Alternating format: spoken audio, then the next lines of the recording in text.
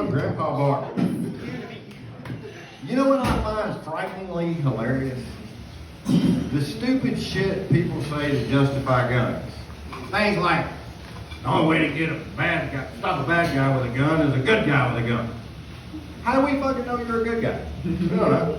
I think the same would be better if you said the quickest way for a good guy to become a bad guy is with a gun. You can do it on accident. Happens every day. But I think I stumbled across the dumbest fucking argument for the whole that I'd ever seen for it on Facebook. It's a meme that's been shared way too many times. And it said, Abel was killed by a bad guy with a rock. Goliath was killed by a good guy with a rock. It's not about the rock. I got questions. All right. One, if you can do the same thing with a rock that you can do with a gun and bullets, why are people spending all this money? It seems like a waste. Rocks are free. Two, how many people would be alive today if every mass shooter in America just this year only had access to a rock? Think about it now. And three, was David a good guy? No.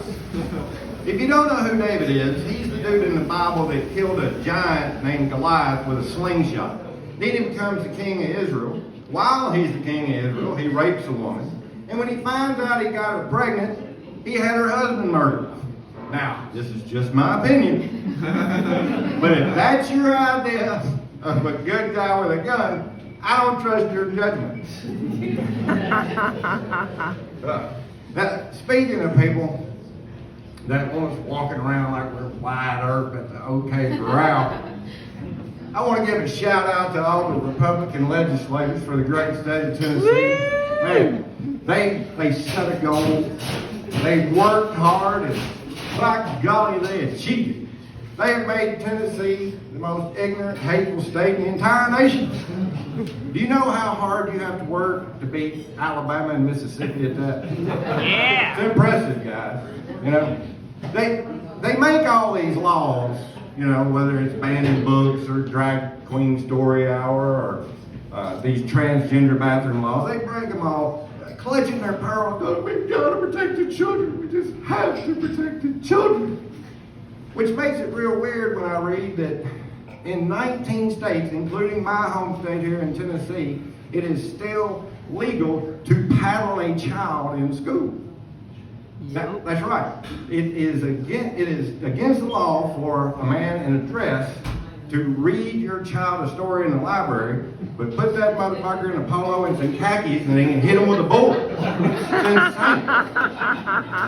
Now, I got spanked all the time as a child. And I know one thing. It does not fucking work. Doesn't at all. And I can prove it. When I was a kid, they give you a choice. All right, you backed it up, you're in trouble. All right, you want to stay after school? And you're like, I don't know, man. I didn't really want to get my parents involved. They'd have to come pick me up. You know, you got anything else? How about a 1,000-word write-off? You know, it sounds pretty good, but I had to skip lunch last time. Made my hand cramp up. Got anything we can get this shit over with a little bit quicker? Yeah, how about 3 licks with a paddle? All right, let's line it up. Now, here's the thing. I truly believe this. I think the teacher wanted you to pick paddling too. Not because they thought it would work, because I can only imagine the sheer joy that floods your soul at the thought of hitting a 14-year-old child and not getting in trouble. And that's why it should be illegal. Thank you.